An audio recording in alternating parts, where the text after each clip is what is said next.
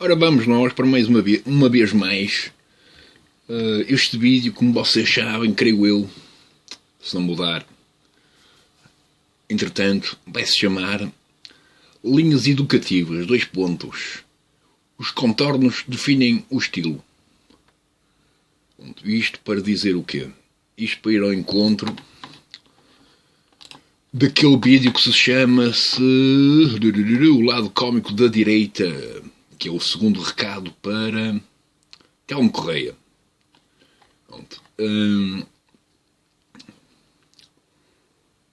Que tem a ver com, lá está, são as tais linhas educativas.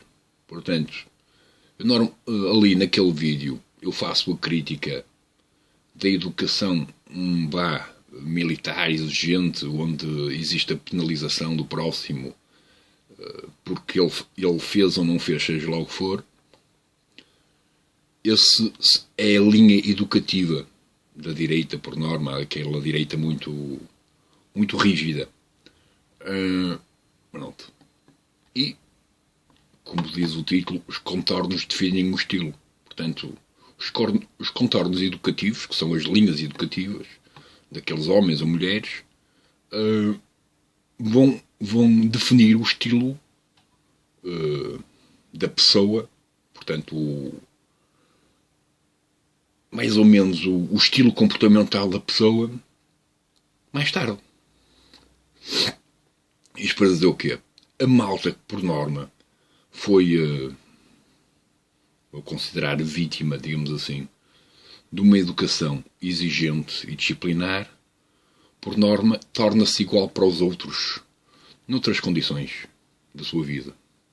Não é? E, portanto, o que nós vemos é que essas linhas educativas foi o que passou para o outro, para o aluno, digamos assim. Não é? E o aluno, alguns no tempo, transformou-se em tudo aquilo que foram com ele. Não é? E, portanto, nesta associação, supostamente, não é? Um homem ou uma mulher que vai, por exemplo, para uma escola militar, é suposto ter a capacidade, do fim da carreira, de, portanto, autodominar-se quando aparecem 1, 10 ou 1000 pessoas a insultá-lo. Porque o seu historial educativo tem base nisso. Contudo, como nós sabemos, como não existe digamos assim, um esquema de... Não existe e existe. Pronto. É que, lá está, depois existe o tal esquema de pirâmide de superior e inferior, não é? Esta noção do superior e inferior. E no papel judicial, digamos assim, ou policial, os polícias consideram-se superiores a qualquer cidadão no seu papel. E por isso é que abusam. Mas, não é só, mas, além disso, é também por isso que depois reagem. Porque supostamente se fosse lá o chefe, ou lá o professor, ou o coordenador lá da escola, ele até podia insultar aquela gente toda. Que eles calavam-se. Nem respondiam. Porque sabiam que se iam responder, iam ser penalizados. E depois, quando estão cá fora, são alvos daquilo que sempre foram alvos, mas reagem. E reagem porque não existe essa noção de que vão ser castigados. Pelo contrário, agora eles podem castigar, não é? E portanto, é que depois, lá está, até o estilo, o tal estilo que depois vai definir, como é que se diz? Vai definir os limites comportamentais. Nesse caso, o militar, que no fundo está a definir as formas como aquela pessoa portanto, vai ser reeducada sobre aquilo que fez bem ou mal. Não é? Aquilo não vai ficar no interior lá do do formando, digamos assim, não é? Da pessoa que tirou a formação, como uma mecânica ou uma técnica de saber lidar com.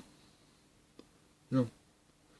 Pelo contrário, não é? Portanto, as pessoas que normalmente tiveram educações violentas tornam-se violentas quando todo o conteúdo, portanto, todo o estilo está associado à forma como a pessoa foi educada, aparece fora do campo da educação.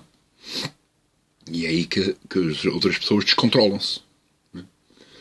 A pessoa que não teve essa educação, teve uma educação, portanto, mais aberta e mais livre, tem maior capacidade de lidar com todas as outras coisas que fogem ao seu controle.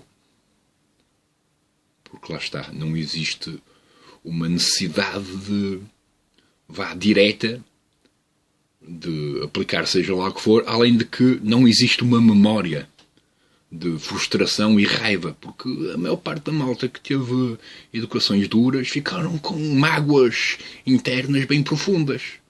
E claro, como não podiam ou não deviam responder ao professor, ou ao que é o instrutor, não sei o quê, não podiam responder. Quer dizer, podiam, não é? Mas iam ser castigados, vingam-se, não é?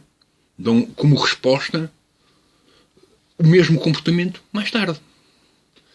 E esse é o tal lado que eu acho que a direita, no seu esplendor, devia ter mais cuidado.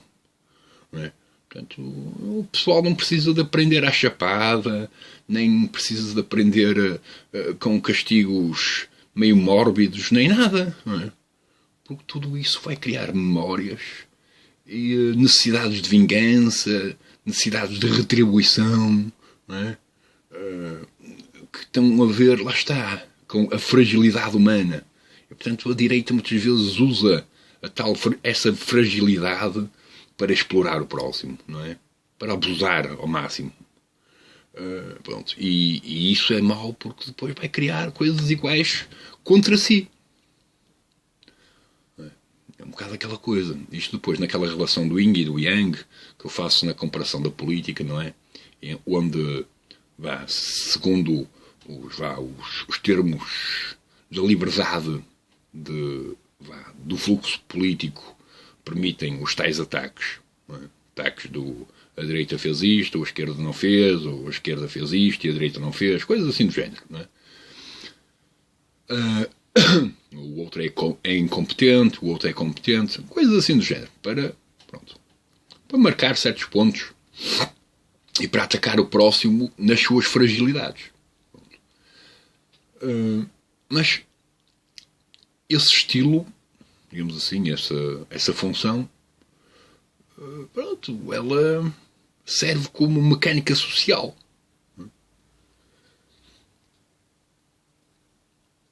Contudo, nesta noção de que existem ataques contra nós, sejam eles verbais ou não, existe quase sempre a necessidade de responder aos ataques.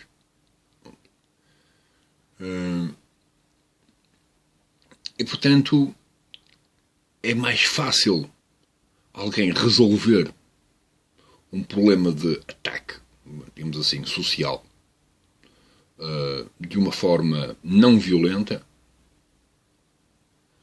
do que resolvê-lo de uma forma violenta, porque ainda por cima a forma violenta depois vai ser igualmente punida pela lei. E, portanto, neste sentido, todos os colégios, principalmente privados e afins, que usam estilos educativos violentos, já estão a violar a lei. E, portanto, se formos a ver, tipo, tal e qual como a lei é, às vezes, na atualidade, o pai ou a mãe não pode dar uma bofetada ao filho. Porque, caso dê mais alguém veja, pode acusá-los de violência e ficarem sem a criança. Quando, na verdade, qualquer um pode dar uma bofetada ou uma palmada no rabo ao filho porque ele fez uma asneira. Uma coisa é Uma coisa esporádica, outra coisa é a compulsividade daquilo. As pessoas que foram vítimas desse comportamento abusivo tornam-se igualmente abusivas para os outros. Há uma grande probabilidade. Não é? Há uma grande probabilidade. E pronto. E este foi o vídeo que podia-se alongar durante mais 30 minutos ou mais 30 horas na associação destas questões. Portanto, uma pessoa que, por norma, tem uma maior liberdade na forma e, portanto, no processo de educação, vai ser mais flexível com os outros, porque lá está. Porque foram igualmente com ele. Só por isso. A pessoa que foi ao contrário não vai ser flexível, porque não foram assim com ele.